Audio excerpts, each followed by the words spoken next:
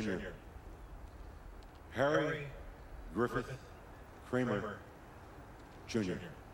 William Over the past 4 Newton, days, a series of speakers read off the more than 58,000 names inscribed on the Vietnam Veterans Memorial, which marks its 25th anniversary this Tuesday. Whatever the war in which they served, veterans deserve to be heard about the issues of today. Bill Whitaker has filed this Sunday Journal. It's a new tradition for some old leathernecks. 40 years. 40 years. 40 years since I seen you. We were in the same squadron. The second annual reunion of Black Marines. I did most of my time in Camp Pendleton. We were just talking and shooting the breeze about old times. Well, not all that old, because there weren't any Black Marines before World War II. That's when blacks were first allowed into the Corps, but had to train at a segregated base at Montford Point, North Carolina. Some of those old-timers joined younger Marines here in Las Vegas. If you're in the Marine Corps, you're in the Marine Corps. Yeah, but right now, This is the man I right went here. through boot camp. I love this guy. I wasn't even born when he went to boot camp. That's why he's my hero. If he didn't serve, I wouldn't have had the opportunity to serve 30 years. Fact is, American blacks had to fight for the right to fight in segregated units in World War II. Not just the Montford Point Marines, but the famed Tuskegee Airmen and Buffalo Soldiers too, and continued to sign up in great numbers for Korea, Vietnam, and beyond. Once we entered the military, when the call went out that we had to fight, we fought. And in most cases, in a lot of cases, we fought above and beyond the call of duty because we had something to prove. Retired Commander Gregory Black was a Navy diver for most of his 21 years in the service. Back home in Maryland, he runs a year-old website, blackmilitaryworld.com, chronicling what African Americans have contributed to the armed services of this country. What the military got in was a ready source of young, eager, educated Americans who were eager to prove themselves. To the point where African Americans, who make up 13% of the total population, Right. made up a full quarter Right. of the military service. Yeah. African Americans have been the backbone of the ground forces of the military since World War II. And African Americans have gotten back plenty too. Blacks in the military looked at the military as a source of opportunity, a source of self-improvement, and most importantly, as a source of economics. And a source of several generations of black leaders and role models. One nation, under God. A theme that ran through the reunion. Master Gunnery Sergeant Robert Council has 3 tours in Iraq under his belt. What would you say to a young black man or woman today about military service? I mean, if you don't have no direction right now in life, and your life is at a standstill, you know where you're going, armed services right now, you need a foundation, and it helped you establish that foundation. It helped me establish that foundation. And these women Marines agreed. Former Staff Sergeant Benita Williams. If you believe in this country, then you should be willing to go over and fight for it. I used to wear my faded jeans. I used to wear my faded jeans.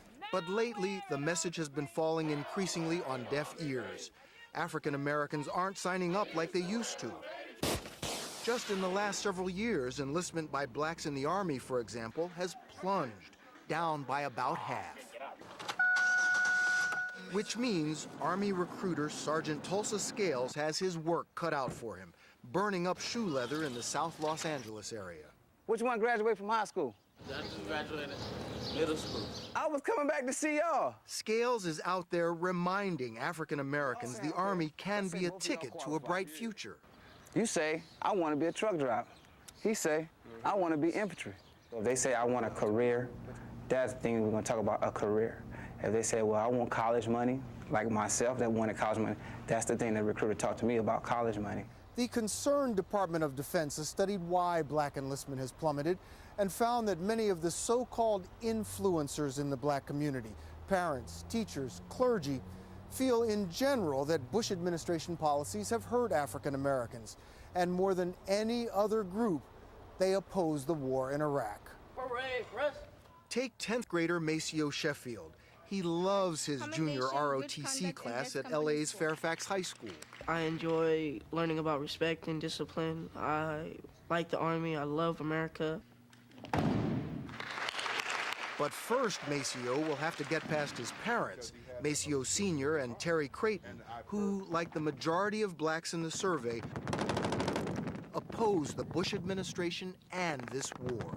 If I was 17 or 18 years old and had that option, I would not go into the service myself. Why not? Because it's not our war. Exactly who are we fighting? What are we fighting for? What are we going to get out of this war? And why are you going to college, Jason? Other influencers, teachers like Jamal Speaks at LA's Dorsey High. Does everybody know about the job fair on Saturday? Speaks tells his students times have changed and they don't need the military anymore to get an education and a career. I think that as my social responsibility as a teacher, as a father, as a mentor, as a person who would call themselves a role model to give those kids that information so they can make a well-rounded choice on what they want to do after high school. I feel that going to college and becoming somebody, I think that's showing love to my country because I can change something. I can make a difference in my community. I can change my community. Who else has family in the military right now? And my cousin was one of the fortunate ones that went to the military and came out, you know, with all his body parts. A lot of what we're seeing is the fact that they're not falling in line with the grandfathers and the uncles who their only option was the military. Back in Las Vegas, it's a pretty good representation of 6.5 decades of black service in the Marine Corps. Some of these grandfathers and uncles who serve proudly themselves worry about the ranks of black officers thinning down the road.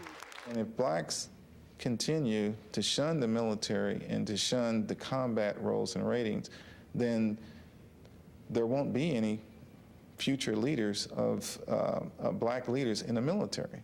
Can I get a hoorah? But even here, there are gung-ho Marines troubled by this war. Albert Thames retired as a staff sergeant 30 years ago. The war is very unpopular, and it's going to get worse. So if you had to give advice to a young person today, what would you do? What would you say? Well, as long as it's a volunteer army, I tell them not to volunteer. And an old combat vet who loves the military. Pearl Harbor survivor Skip Davis, 10 years in the Navy, 20 in the Marines. The yes part, the money is good. And the no part is going to Iraq. That's the no part. So what would you tell a kid today?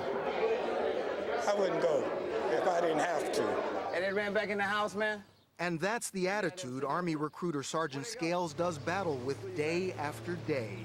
So he hits the streets and works the phones, talking up the Army's many non-combat jobs. So if you didn't have to go to war, then would you join the Army?